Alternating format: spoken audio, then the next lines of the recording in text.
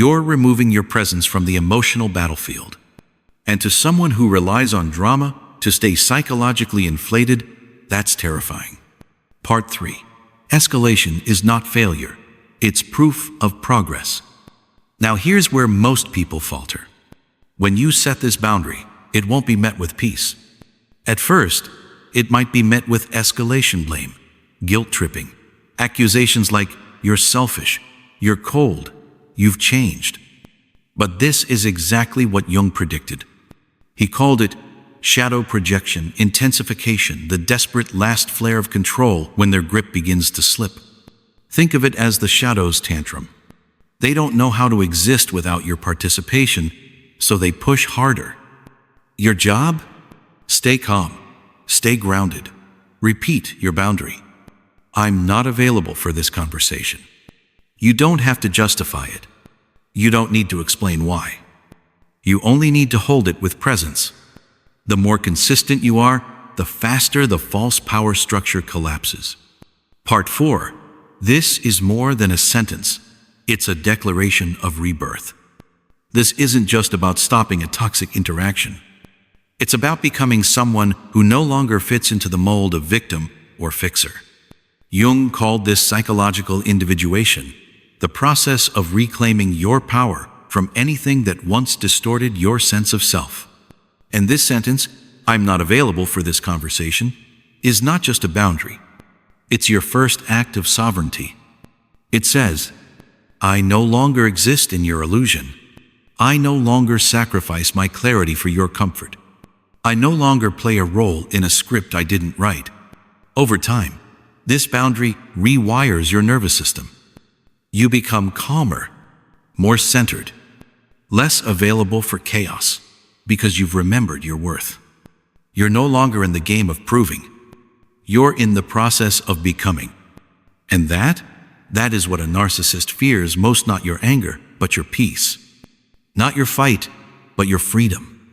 Final thought. So if you're wondering, can one sentence really change everything? Yes, because it's not just about words. It's about energetic withdrawal. It's about choosing yourself without apology. It's about no longer feeding the story where you're the problem, the healer, or the one responsible for their wounds. You're not, and you never were. Carl Jung taught us that healing doesn't always roar. Sometimes it sounds like 5 quiet words that reclaim your soul. I'm not available for this.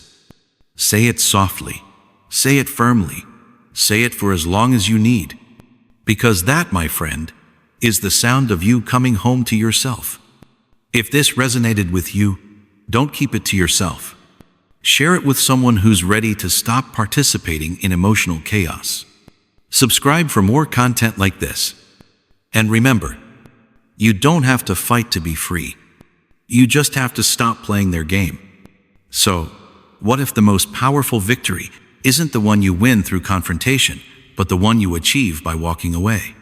Carl Jung once said, "You don't have to fight darkness, you just have to stop feeding it."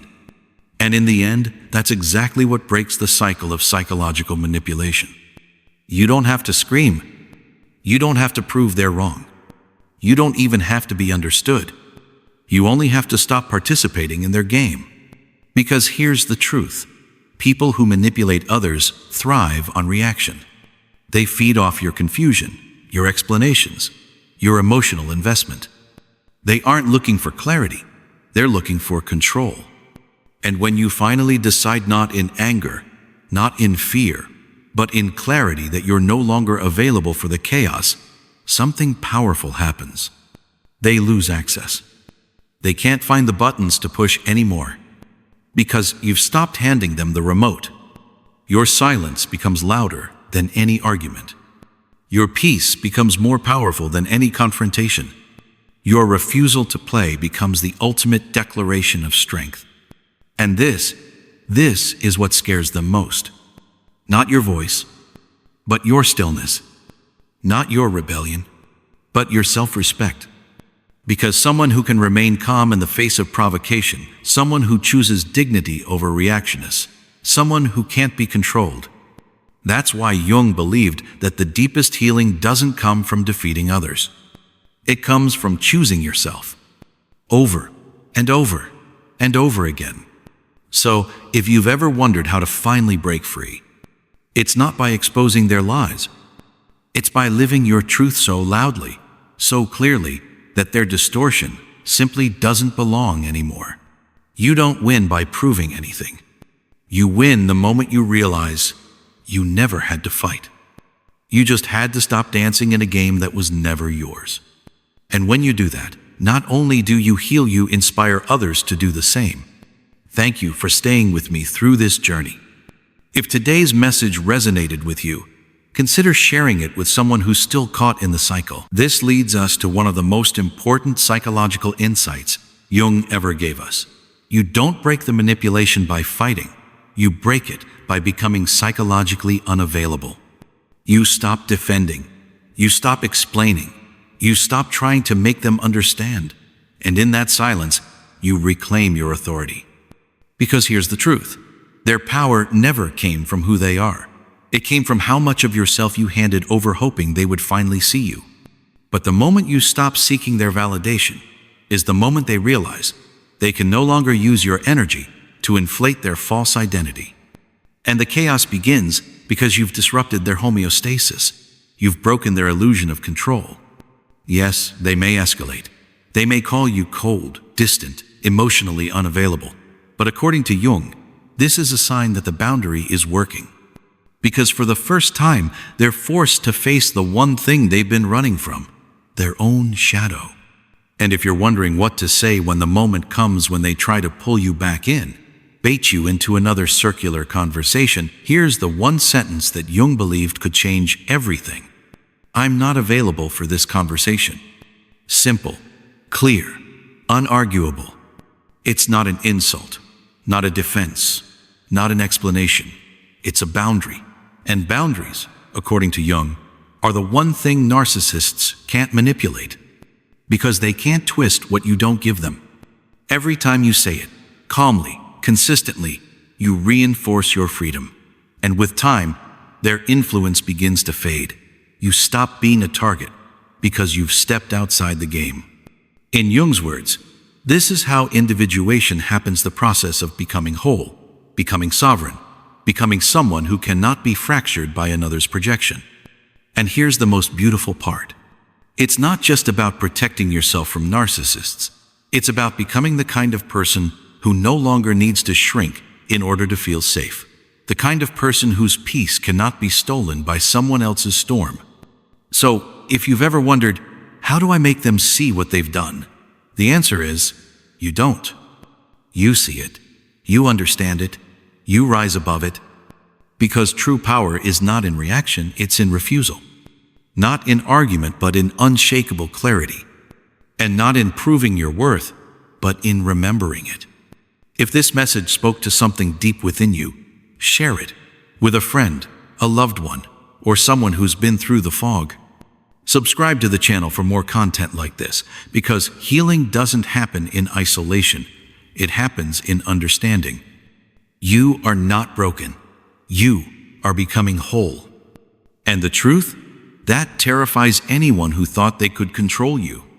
Have you ever felt like no matter what you said, how much you tried to explain, or how calmly you reacted, it still wasn't enough to stop the manipulation? That somehow, the more you tried to defend your truth, the deeper you sank into their game? Carl Jung would say, that's not because you're weak. It's because you're feeding their shadow. Today, I want to show you what Jung called the conscious path out of psychological entanglement, and one sentence that creates a boundary so powerful, the narcissist can't touch it. Let's begin. Part 1. Psychological freedom begins with disengagement. Jung believed that narcissists don't steal your power through brute force. They do it through emotional entanglement, what he termed unconscious participation. This is the trap. You think you're reasoning. You think you're helping. But in truth, every reaction you give is like energy into their system. The more you explain, the more they twist. The more you defend, the more they distort. That's why the first step, Jung said, is to withdraw participation not in bitterness, but in clarity. Stop explaining yourself. Stop pleading to be understood. Stop reacting. Because they don't need your explanation. They need your attention. And the moment you withhold it, their power starts to crumble. This is not about emotional coldness. This is what Jung called individuated consciousness, a state where you can see the manipulation clearly without becoming emotionally hijacked by it. Part 2. I'm not available for this conversation. The sentence that changes everything. Now, here's what Jung uncovered, something deceptively simple but profoundly transformational. A sentence. Just one. It doesn't attack. It doesn't explain. It doesn't invite conflict. It simply declares psychological sovereignty. That sentence is, I'm not available for this conversation. It may sound ordinary, but it's not. According to Jung, this phrase is devastating to the manipulator's ego. Why? Because it does three things at once. 1. It denies them the emotional fuel they crave. 2.